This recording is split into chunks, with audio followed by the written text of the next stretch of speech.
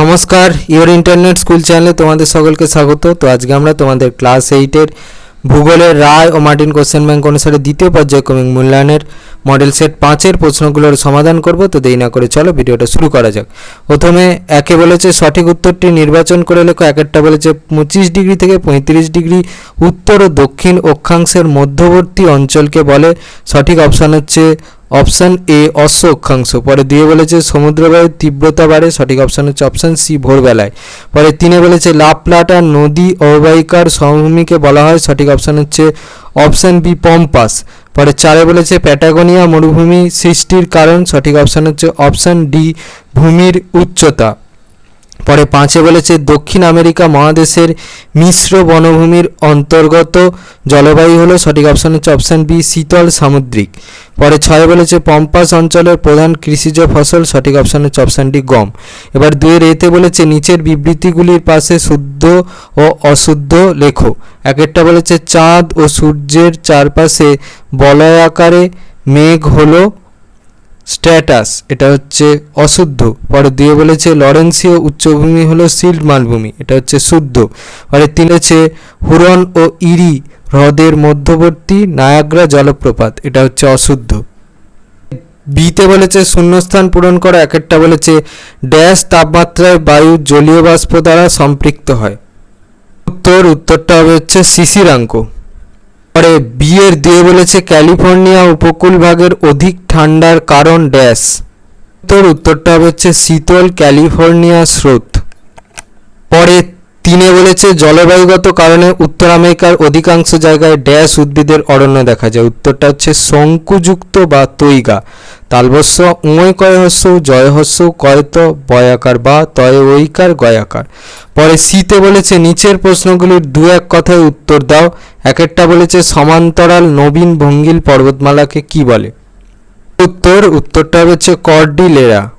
পরে দুয়ে বলেছে কানাডীয় শিল্ড অঞ্চলের প্রধান স্বাভাবিক উদ্ভিদ কি। উত্তরটা হচ্ছে সরলবর্গীয় বনভূমি।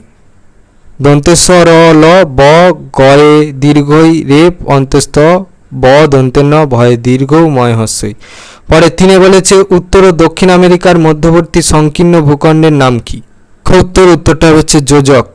পরে চারে বলেছে উত্তর আমেরিকার লরেন্সীয় জলবায়ু অঞ্চলে শরৎকালকে কি বলে।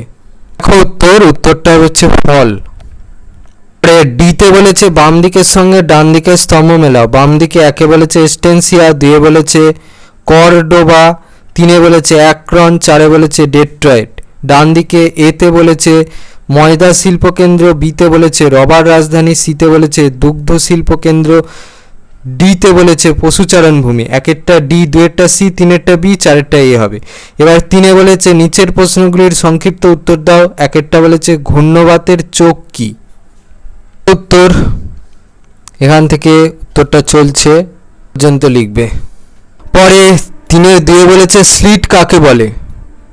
এই প্রশ্নের উত্তরটা তোমরা এই প্রশ্নের উত্তরটা থেকে পাবে। এখান থেকে উত্তরটা চলছে পর্যন্ত লিখবে।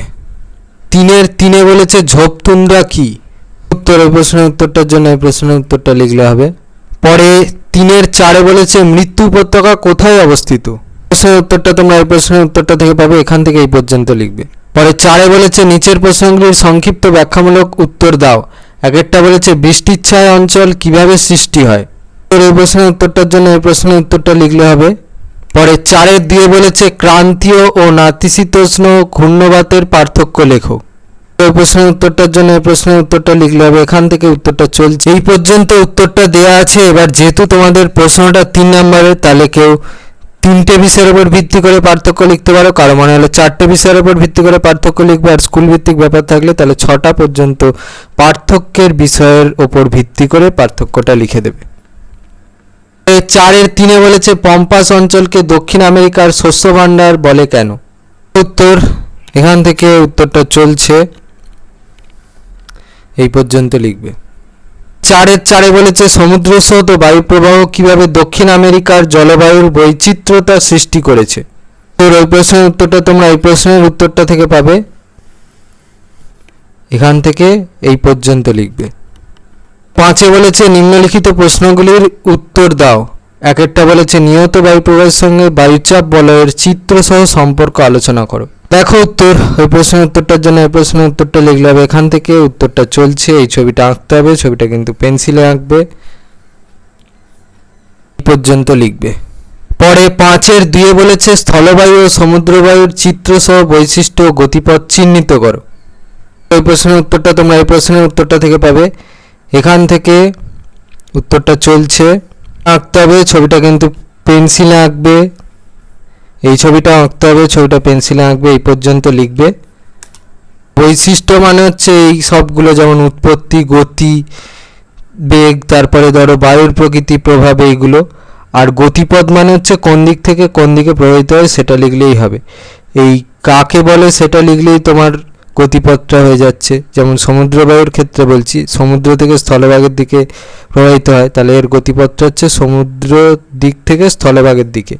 সেরকমভাবে স্থলবায়ুর হচ্ছে স্থলভাগ থেকে সমুদ্রের দিকে প্রবাহিত হয়, তাহলে এর গতিপথটা হচ্ছে স্থলভাগ থেকে সমুদ্রের দিকে।